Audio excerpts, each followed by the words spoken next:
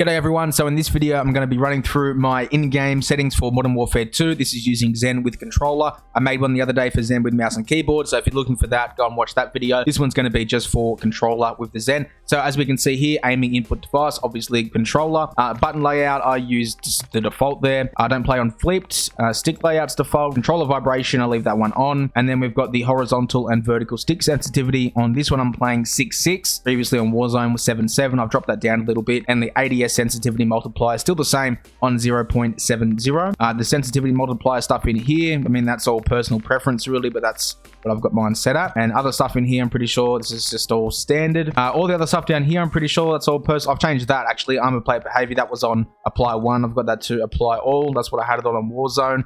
I've got an automatic sprint instead of automatic tactical sprint. I just found, you know, the TTK in this is pretty quick and sprint to fire time is pretty important. So just not having the automatic tactical sprint on feels a bit better. Maybe when Warzone 2 comes out, I might pop it back on, but for multiplayer and the way things are now, automatic sprint is fine for me. Now moving over to the advanced tab, I have obviously aim assist on. I've changed that one off the default to the Black Ops aim assist because I feel that one is just a tad stronger. I don't know why, it's just how it works. Now aim response curve type dynamic and ADS sensitivity multiplier. When you're focusing, I've just left that where it is. I don't really mind. Let's see, ADS sensitivity transitioning time on instant and custom sensitivity per zoom. I've got that one turned off. That's not an issue. Now for the dead zones, I've got left stick minimum 0.10 and right stick 0.15. I've got it on that only because my controller, the right stick, has a lot of stick drift. So you don't have to come in and copy these. The dead zone is mainly for stopping how much stick drift your controller has. So this is very important to set your dead zone to what you need it set at, not what other people have. But that's what mine are anyway, because if I didn't put it in here, people would ask. And then all the other stuff down here, that's, again, I'm pretty sure it's all personal preference. I'm not going to read them all out, but if you want to see what they are, just pause the video and read them in your own time. But there's the rest of them down here, if you want to copy any of those at all. And what I'll do as well is I'll just go over to graphics. I'll have a look at some things. See, I understand for console, you're not going to have all of these. You know, I'll show them anyway. So there's those ones there. Again, not going to read them all out. Just pause and take a screenshot if you want to see any of this stuff. Quality, again,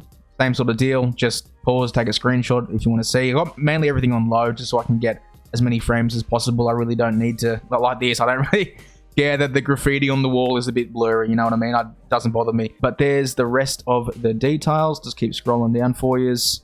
And we'll move over to view. Now on view, I'm playing field of view FOV at 120 and it's affected. Weapon field of view is just default. I've seen some videos about changing this to narrow and stuff. I'll experiment with that at some point, but for now it's just on default. If you've changed it and you have a preference, let me know, because I wouldn't mind, you know, having a look and seeing what they do. Now we've got first person camera movement least, third person camera movement least, and so that way your camera's not shaking as much. Now, one thing that's important, I'm pretty sure we all have this, I'm not sure, I'll go through it anyway. And when I mean all, I mean PC and console. So on the interface part here, if you come to the color customization part, everything else you can see default, 20, short, right? Put it on here. I've got filter 2 on, okay? Now it'll be on none to start with.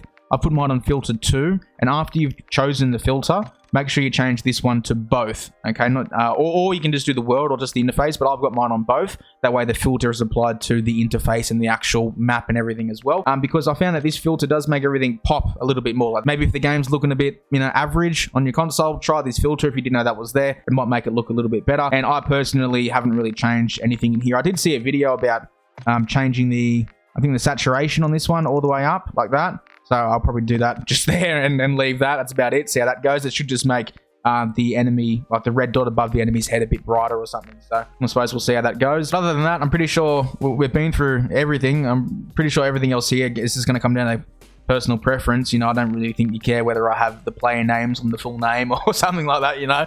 Again, personal preference stuff. So that's pretty much everything I needed to go through, I'm pretty sure.